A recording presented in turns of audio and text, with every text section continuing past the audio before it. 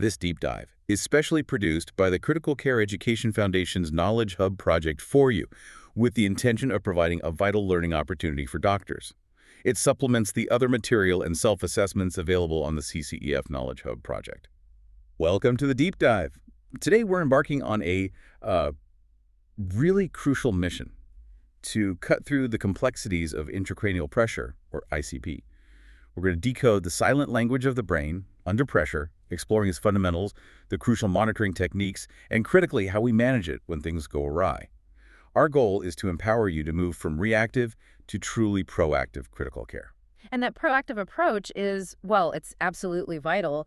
Understanding ICP isn't just academic, it's fundamental in neurocritical care because our primary goal really is to minimize secondary brain injuries. Secondary injury. Exactly. Often these secondary injuries can far exceed the initial trauma or insult in magnitude, so preventing them is paramount to a patient's outcome. Okay, so let's unpack this fascinating yet incredibly vital aspect of neurological health.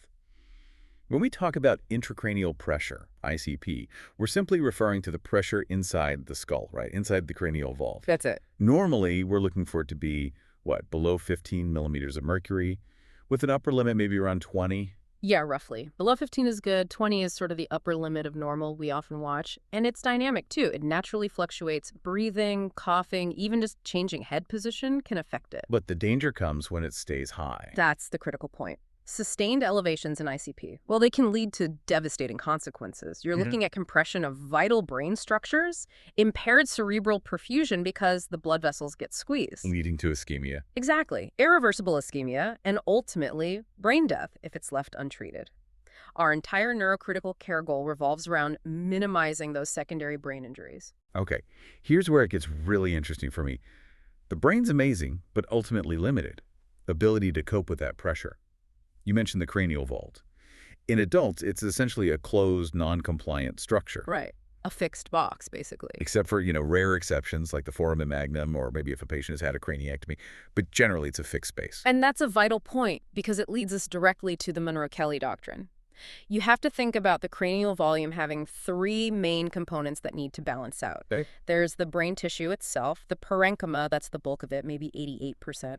Then intracranial blood, roughly 7.5%, and cerebrospinal fluid, CSF, making up the last 4.5% or so. And they all have to fit. They all have to fit, and the total volume has to stay constant. Yeah. So the crucial insight here is that the brain's internal buffer is finite. If one of these volumes increases, say, swelling or a bleed, the others must compensate by reducing their own volume to keep the overall pressure stable. How does it do that? Well, initially it might increase CSF absorption, or push more venous blood out of the skull, or shift CSF down into the spinal compartment. There's a bit of wiggle room. But only a bit. Exactly. Once that wiggle room is exhausted, because the skull is largely non-compliant, even a tiny additional volume increase can cause an exponential, life-threatening spike in pressure. That's why catching reduced compliance early is so important. And that takes us right into the concept of intracranial compliance, which is basically how much the pressure changes when the volume changes. Precisely. It's the relationship between volume changes and pressure changes. And we can visualize this on what we call the compliance curve. Okay, walk us through that curve. So in the early stages, you have high compliance. This means initial increases in volume are well compensated, mostly by that CSF displacement we talked about, so the ICP barely nudges up. And is there a clue on the monitor? There is. A key waveform clue here, an early warning, is that the P2 wave is less than the P1 wave on the ICP trace. P2 less than P1. Got it. P2 less than P1. But then you hit a critical point. Compliance starts to decrease. The CSF displacement mechanism is pretty much exhausted. Now, ICP begins to rise sharply with even small volume additions. What compensates them? Blood vessels try next, pushing venous blood out. But the waveform reflects this struggle dramatically. P2 starts to increase, and crucially, it becomes greater than P1. So P2 greater than P1? Yes, P2, P1. That's your big red flag that compliance is failing. It's a major aha moment. And the final stage?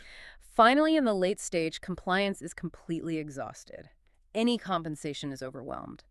This is where the brain tissue itself starts to shift, potentially leading directly to brain herniation. Can you see signs of this on imaging? You can get clues. Sometimes a head CT can help estimate compliance. If you see the CSF spaces, like the ventricles or sulci, look squeezed or effaced, that suggests poor compliance. If they look more open, maybe better compliance. So when compliance starts to fail, we often see another major problem emerge: cerebral edema, brain swelling. Right. Simply an increase in tissue water content. And as you can imagine, that leads to serious issues: ischemia, mechanical compression, herniation, potentially brain death. I read something about aquaporin 4 channels. Yeah, aquaporin 4 is a water channel protein found on glial cells. It's definitely being looked at as a potential therapeutic target for controlling water movement in the brain, but we're not quite there yet clinically for routine use. Okay. But understanding the type of edema is crucial now. We're absolutely crucial Yeah. because their treatments differ significantly. You've got to know what you're dealing with. So what are the main types? Well, the two big ones are vasogenic and cytotoxic. Vasogenic edema happens when the blood-brain barrier breaks down, becomes leaky, so And you get increased vascular permeability. fluid leaks out. Exactly. Plasma-derived, protein-rich fluid leaks into the extracellular space, mainly in the white matter. You typically see this with things like brain tumors, severe TBI, meningitis. And the treatment. The critical point here is that corticosteroids are often very effective for vasogenic edema, especially with brain tumors. Osmotic agents, not so much benefit. Okay. Corticosteroids for vasogenic. What about the other type? The other main one is cytotoxic edema. Here, the problem is inside the cells. It's intracellular swelling. Usually because the cell's energy mechanisms fail, they can't maintain their ion pumps. Sodium and water accumulate within the cells. And the blood-brain barrier. It's generally intact in cytotoxic edema. This affects both gray and white matter. It's the classic type you see with ischemic injuries, like stroke, and it's also a major component after TBI. And treatment here? No steroids. Generally, corticosteroids are not beneficial for cytotoxic edema, particularly in TBI. It might even be harmful. So you see, differentiating is key.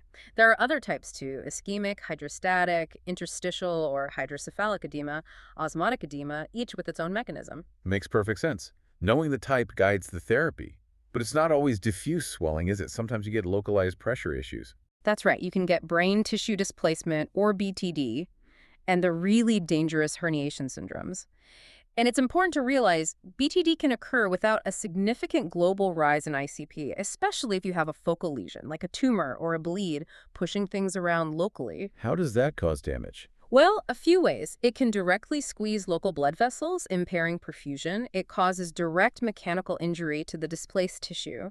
And it can distort structures critical for arousal, like the brainstem, leading to depressed consciousness. Is there a quick way to assess that distortion? There's actually a neat clinical pearl. The horizontal shift of the pineal gland on a CT scan correlates quite reliably with the patient's level of consciousness. Really? Yeah, like a 0.3 millimeter shift might correspond to wakefulness, but if you see a 6.8 millimeter shift, that patient is likely stuporous. It's a quick visual cue for the severity of the mass effect. Wow.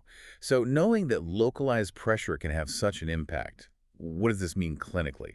It can lead to those specific dangerous herniation syndromes we hear about. Absolutely. And recognizing these syndromes rapidly isn't just academic. It can be the difference between life and irreversible brain damage. They're true emergencies. What are the common ones? Okay, first, there's subfalcine or cingulate herniation. That's when the cingulate gyrus gets pushed under the falx cerebri, that membrane dividing the hemispheres. The danger: it can compress the anterior cerebral artery, potentially causing weakness in the opposite leg. Okay. What's next? Next, and very common, is uncal or lateral transtentorial herniation. Here, the innermost part of the temporal lobe, the umpus, gets pushed down through the tentorial notch. What does that compress? Critically, it compresses the third cranial nerve, the oculomotor nerve. That causes the classic sign: a dilated pupil on the same side as the herniation. It can also compress the cerebral peduncle, leading to weakness on the opposite side of the body and the posterior cerebral artery. Ipsilateral pupil contralateral weakness. Yep. Then there's central or bilateral downward transtentorial herniation. This is more of a symmetrical downward push of the brainstem. It can cause diurete hemorrhages, nasty little bleeds in the brainstem itself from stretching blood vessels. This leads to progressive loss of brainstem function, bilateral posturing, and ultimately, brain death. That sounds grim. It is. Finally, tonsillar herniation. This is when the cerebellar tonsils push down into the foramen magnum, the opening at the base of the skull. Compressing the medulla. Exactly, compressing the medulla oblongata, which controls breathing and heart rate. So you see severe respiratory and cardiovascular changes, autonomic dysfunction. This is all associated with posterior fossa masses or bleeds. There are less common ones too, like ascending transtentorial and transdural herniation, sometimes called brain fungus, or seen therapeutically after a hemicraniectomy. This really highlights the interplay of factors. Let's talk about keeping the brain perfused. Cerebral perfusion pressure, CTP, is a key metric, right? Absolutely crucial. CPP tells us the pressure gradient actually driving blood flow to the brain. And the formula is simple. CPSat equals mean arterial pressure, MAP minus the intracranial pressure, ICP. MAP minus ICP. Yep. Think of MAP as the pressure pushing blood in, and ICP as the pressure resisting it. What are the typical values? Well, normal MAP might be 80, 100 millimeter Hg, and normal ICP, say 510 millimeter Hg. That gives you a physiologic CPP of around 70, 85 millimeter Hg. But the target might be different in injury. Yes. In traumatic brain injury, for instance, the target CPP is often set lower, typically 50, 70 millimeter Hg. There's evidence that pushing CPP much above 70 doesn't necessarily improve outcomes and might even increase risks like ARDS. So it's not always higher is better. And there are thresholds below which damage occurs. Definitely. We know that when cerebral blood flow, CBF, drops below certain levels, bad things happen. Maybe 16, 18 ml/100 Gmin, cortical function gets impaired. Below 10-12, you start seeing cytotoxic edema. And below 610, well, that's when cell death kicks in. It really underscores why restoring flow quickly is vital. The brain has its own protective mechanism too, right? Autoregulation. It does, cerebral autoregulation. Sure. It's a remarkable local mechanism where brain blood vessels constrict or dilate to maintain a steady CBF despite fluctuations in systemic MAP. Normally, this works pretty well across a wide MAP range, maybe 50 to 150 millimeter Hg. But not in the injured brain. Often not. In the injured brain, autoregulation is frequently impaired or completely lost. This is a critical point. CBF becomes passively dependent on MAP. Your blood pressure directly dictates brain blood flow. Making blood pressure management paramount. Absolutely paramount. And many other factors influence CBF and ICP too. Like what? Well, obviously, raised ICP itself mechanically compresses vessels, decreasing CBF. Hyperventilation, lowering CO2, causes vasoconstriction. This rapidly decreases CBF and ICT, which can be useful acutely, but There's a downside. big downside. Prolonged hyperventilation risks causing ischemia, so it's a temporary fix, not a long-term strategy. Conversely, hypoventilation, high CO2, causes vasodilation, increasing both CBF and ICP. What about temperature? Very important. Hyperthermia significantly increases brain metabolism, CBF, and ICP, about a 6% increase per degree Celsius rise. That's why fever control is key.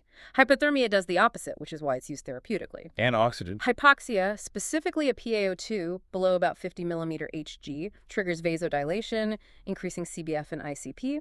Got to keep oxygen levels up. Anything else? Even things like increased pressure in the chest from Valsalva maneuvers, coughing, or high PEEP on the ventilator can impede venous drainage from the head, increase ICP, and potentially reducing CBF.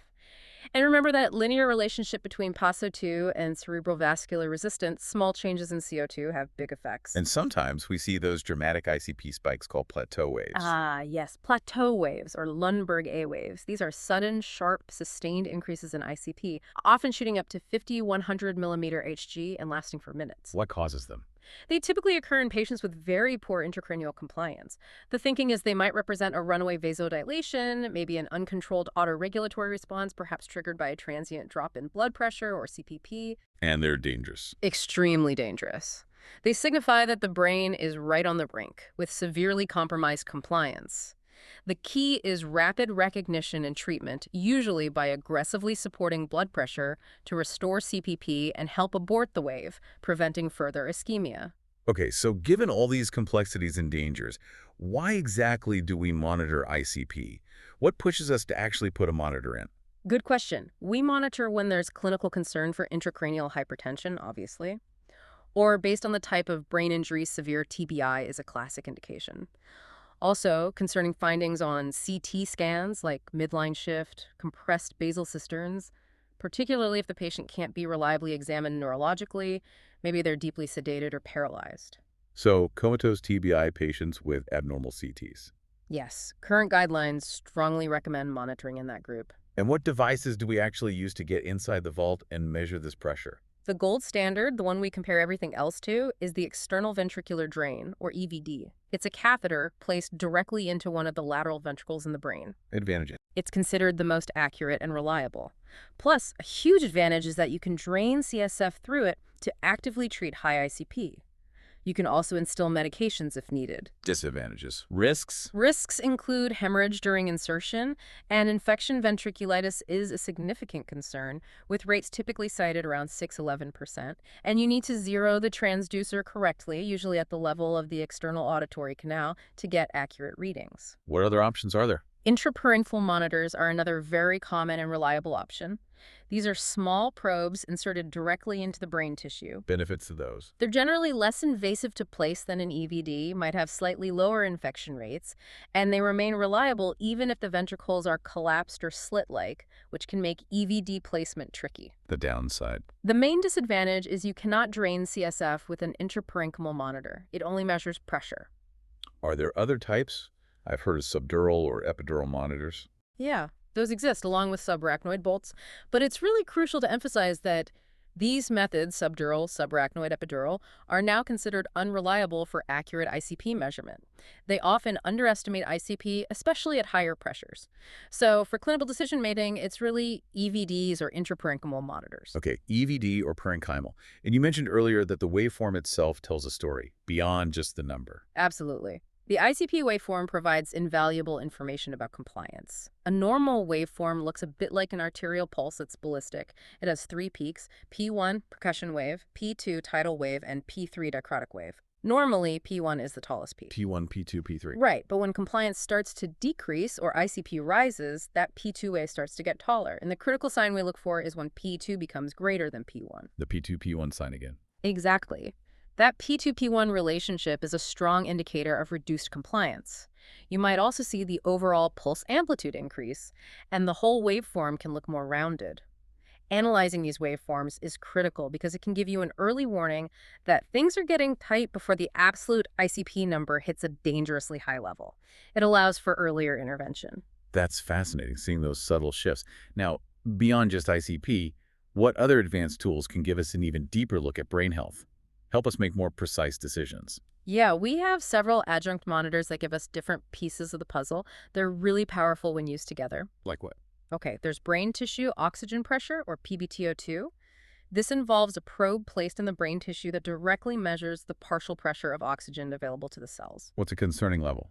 Generally, a PbTO2 below 20–25 mm Hg is considered an ischemic threshold, signaling that oxygen delivery isn't meeting demand in that region. It's an early warning of potential tissue damage. What? Cerebral microdialysis. This is really interesting.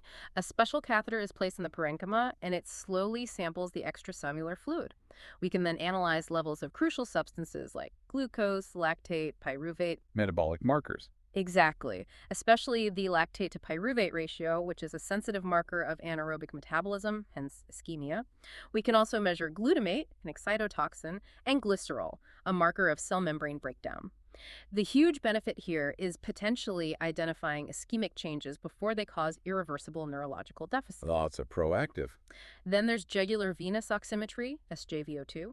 This measures the oxygen saturation in the blood leaving the brain via the jugular bulb.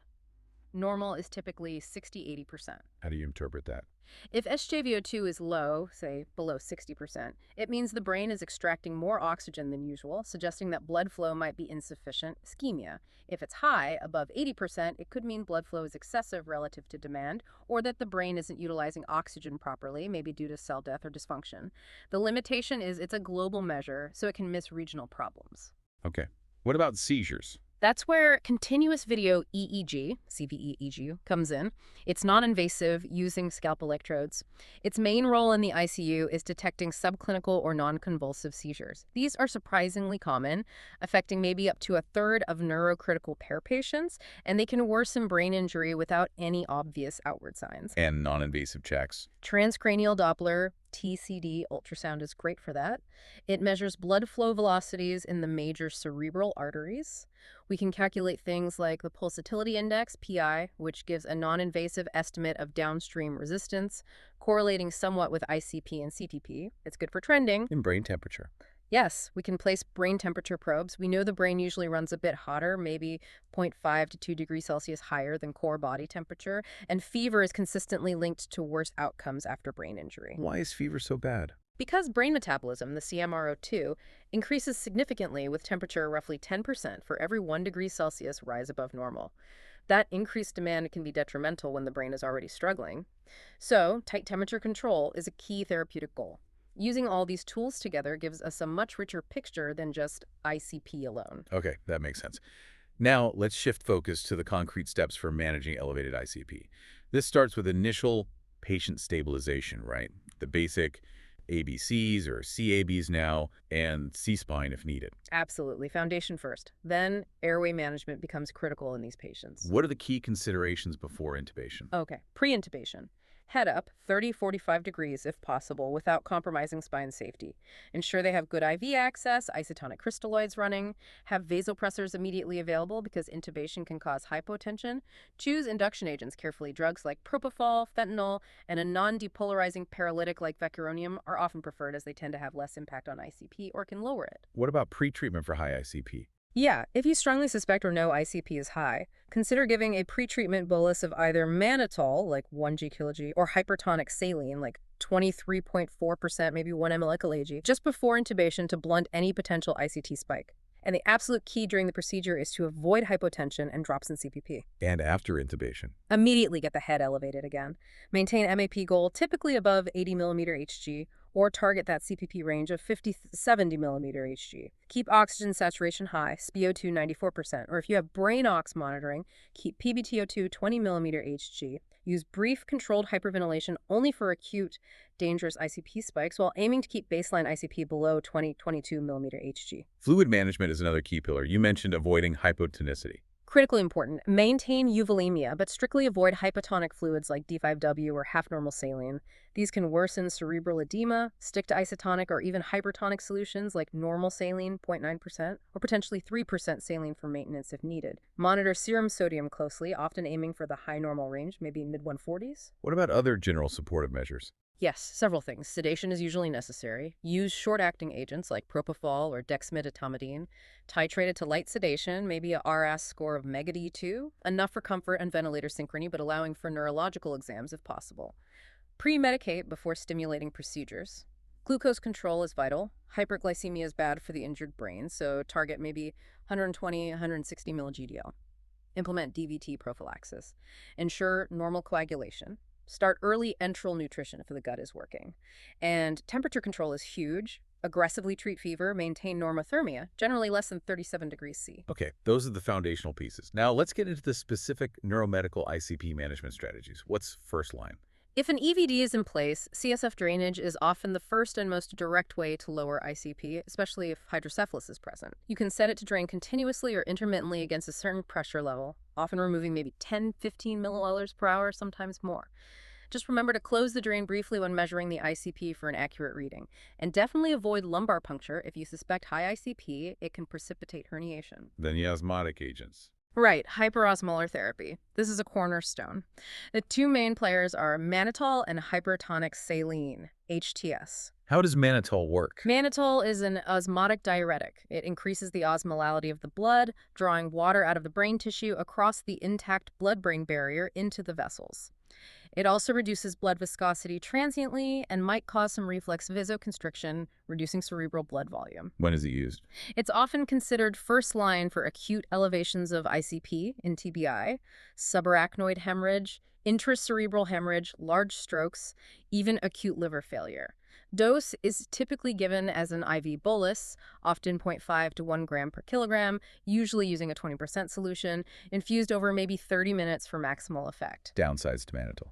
It can cause significant dehydration and hypovolemia if not carefully monitored. It can also lead to electrolyte problems and potentially acute kidney injury, especially with repeated doses or in patients with pre-existing renal issues. There's also a risk of rebound ICP elevation if it's stopped abruptly. Okay. What about hypertonic saline, HTS? HTS works similarly by creating an osmotic gradient to pull water from the brain. It comes in various concentrations from 3% up to 23.4%. It also has the effect of expanding plasma volume, which can help improve CPP. How's GIM? Dosing varies. You might give a rapid bolus of, say, 30 milliliters of 23.4% saline for a quick effect, or a larger volume infusion of 3% saline, maybe 250 milliliters over 30-60 minutes. It can also be run as a continuous infusion. Advantages over mannitol. A key advantage is that HTS generally does not cause hypovolemia. It actually expands volume. It might have a lower risk of nephrotoxicity compared to mannitol. Many centers now prefer HTS as first line or use them interchangeably. Complications of HTS. You have to watch for hypernatremia and hyperchloremia, potentially leading to metabolic acidosis. Rapid infusion can cause osmotic demyelination syndrome, though this is rare with typical brain edema treatment protocols. It can also cause volume overload and pulmonary edema in susceptible patients and potentially affect coagulation. There's also hypertonic sodium lactate, HSL, which provides lactate as an alternative fuel source. What about diuretics like furosemide? Loop diuretics like furosemide are sometimes used, often in conjunction with osmotic agents. They work partly by promoting free water excretion, potentially enhancing the osmotic gradient, and maybe reducing CSF production slightly, but they aren't primary ICP-lowering agents on their own. And just to clarify, acetazolamide, which does reduce CSF production, really has no role in acute ICP management. Okay, what if those measures aren't enough? What about suppressing brain metabolism? Right, that's the next tier. We have metabolic suppression. One way is therapeutic hypothermia. Lowering body temperature, typically to moderate levels like 33-35 degrees C, reduces the brain's metabolic rate, which in turn lowers CBF and ICP and can improve CPP. How's it done? Usually with external cooling blankets or intravascular cooling catheters. Sometimes rapid infusion of cold saline is used initially. Complications. Shivering is a big one. It dramatically increases metabolic demand and ICP, so it needs to be treated aggressively with sedation, analgesia, and sometimes paralysis. Other issues include bradycardia, electrolyte shifts, impaired coagulation, and increased risk of infection. And rewarming must be done very slowly, maybe 0.1, 0.25 degrees per hour to avoid rebound ICP elevation. And if hypothermia isn't enough or not used? Then we might consider pharmacologic suppression with a barbiturate coma. This is usually reserved for refractory intracranial hypertension when other measures have failed. How does that work? Drugs like pentobarbital profoundly depress cerebral metabolism. This reduces cerebral blood flow and can decrease vasogenic edema. How do you monitor it? It requires intensive monitoring, including continuous EEG. The goal is typically to achieve burst suppression on the EEG, indicating significant metabolic shutdown. Sounds like a heavy hitter. Risks. Significant risks. Profound hypotension requiring heavy vasopressor support is very common. Immune suppression increases infection risk. Drug accumulation leads to very slow awakening after it's stopped. It's really a last-ditch medical therapy. We touched on ventilation earlier, but let's revisit hyperventilation specifically. Okay, mechanical ventilation and hyperventilation. Hyperventilation, deliberately lowering PaCO2, causes cerebral vasoconstriction, which rapidly reduces cerebral blood volume and thus ICP. When is it used? Its main role is as a temporary emergency measure for acute, life-threatening ICP spikes, like signs of impending herniation. It buys time while more definitive treatments are initiated or surgical options considered. What's the target PCO2? Usually titrated to a PaCO2 of around 28-32 millimeter Hg. You don't want to go too low for too long. Why not? What's the danger? The danger is that the vasoconstriction, if prolonged or excessive, can lead to cerebral ischemia. That's why prophylactic hyperventilation, just routinely keeping CO2 low, is avoided. Studies showed it can worsen outcomes, likely due to ischemia. It's a bridge, not a destination. And when stopping hyperventilation, it must be weaned gradually to avoid rebound vasodilation and ICP surge. Okay, one more medical therapy. Corticosteroids. Where do they fit in? Corticosteroid therapy, typically dexamethasone, has a very specific role. It's indicated mainly for vasogenic edema associated with brain tumors. It helps stabilize the leaky blood-brain barrier in that context. But not for TBI or stroke. Absolutely contraindicated in TBI and generally not used for ischemic stroke edema. Studies have shown corticosteroids are associated with increased morbidity and mortality in TBI, possibly due to hyperglycemia, immunosuppression, and other side effects. So it's crucial to remember, steroids for tumor edema, generally not for trauma or stroke edema. That's a critical distinction. And finally, when all these medical strategies aren't enough, we have to consider surgery. Yes, surgical management becomes necessary when medical therapies fail to control ICP or when there's a specific surgical lesion. This could mean removing the primary problem, evacuating a hematoma, resecting a tumor. What about for diffuse swelling? For diffuse refractory cerebral edema, the main surgical option is decompressive hemicraniectomy. This involved removing a large section of the skull bone, usually on one side, and opening the dura mater beneath it. To let the brain swell outwards. Exactly. It creates space for the swollen brain to expand, relieving pressure inside the fixed cranial vault. It's typically considered when maximal medical management has failed before irreversible secondary injury sets in. What are the complications? Besides the usual surgical risks like bleeding and infection, specific complications include subdural hygromas, fluid collections, post-operative hydrocephalus requiring shunting later on. There's also something called the syndrome of the Treffin, neurological symptoms like headache, dizziness, fatigue that can occur with the skull defect open, often improving after the bone flap is replaced. Cranioplasty. And paradoxical herniation can occur, especially if CSF is removed via lumbar puncture after the craniectomy, because the external atmospheric pressure can push the brain inwards or across midline. Wow. Okay, let's quickly bring this together. How does ICP management differ in specific clinical scenarios? Context matters, right? It really does. Take traumatic brain injury, TBI. Global cerebral edema is often the main driver of high ICP here. While decompressive craniectomy does lower ICP, its effect on long-term functional outcome is complex. The DeCrea trial, for instance, showed reduced ICP but actually worse functional outcomes in the early surgery group compared to medical management. The RESCUE trial, looking at surgery as a later rescue therapy, showed reduced mortality but higher rates of severe disability. So the timing and patient selection are still debated. What about large strokes? Large supratentorial hemispheric infarction, LHI, often called malignant MCA stroke. Mortality is very high due to swelling. Here, deterioration is often driven by focal pressure gradients from the swelling infarct pushing on adjacent structures, sometimes even before global ICP is massively elevated. Does that change treatment? It does. Decompressive surgery, specifically hemicraniectomy, done within 48 hours in patients under 60 years old, has been clearly shown to reduce mortality and improve the chances of a better functional outcome, although many survivors still have significant disability. Interestingly, aggressive osmotic therapy here needs caution, as it could potentially worsen those focal pressure gradients by shrinking the healthy brain more than the infarcted swollen tissue. What about liver failure? In fulminant hepatic failure, FHF, brain edema is very common in patients with deep encephalopathy, maybe grade IV. It's thought to be a mix of vasogenic and cytotoxic edema, largely driven by high ammonia levels affecting astrocyte function. ICP monitoring is often indicated, maybe preferring parenchymal monitors due to the coagulopathy common in FHF. Management involves controlling ammonia, supportive care, managing ICP, but ultimately the definitive treatment is often liver transplantation. And finally, hypertensive emergencies. Right, hypertensive encephalopathy and eclampsia. These are typically caused by sudden, severe blood pressure elevations overwhelming the brain's autoregulatory capacity. This leads to breakdown of the blood-brain barrier and primarily hydrostatic or vasogenic edema, often in a characteristic posterior pattern seen on MRI, sometimes called PRES, posterior reversible encephalopathy syndrome. Treatment is blood pressure control. Primarily, yes. Careful controlled reduction of blood pressure while ensuring you maintain adequate CPP. The edema is often reversible if BP is managed promptly. In eclampsia, you also have the critical need for seizure control and urgent delivery of the fetus. So you see, while the principles are similar, the nuances in each disease state are really important. Absolutely. Well, we've covered a huge amount of ground today. You've just gained, hopefully, a really comprehensive understanding of a truly critical area in patient care, from the fundamental Monroe-Kelly doctrine through the different types of edema and herniation, the monitoring techniques, waveform analysis, all the way to the tiered medical and surgical management strategies for elevated ICP across various diseases.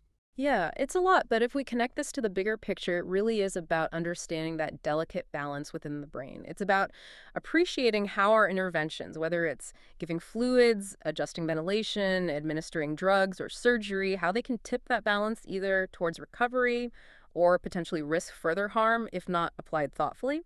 Using multiple monitoring modalities together helps us make those precise, patient-specific decisions. And that complexity, it raises an important question for you, the listener, to consider. Despite all these incredibly advanced tools and detailed protocols we've discussed, how much of neurocritical care still remains something of an art? How much relies on that deep clinical judgment, that intuition for the individual patient's evolving physiology, rather than just being a pure protocol-driven science? Something to think about. Thank you for joining us on this deep dive into intracranial pressure. We certainly hope this has been a valuable learning opportunity for you. For deeper dives, materials, and self-assessments on this and other critical care topics, please do explore the CCEF Knowledge Hub project.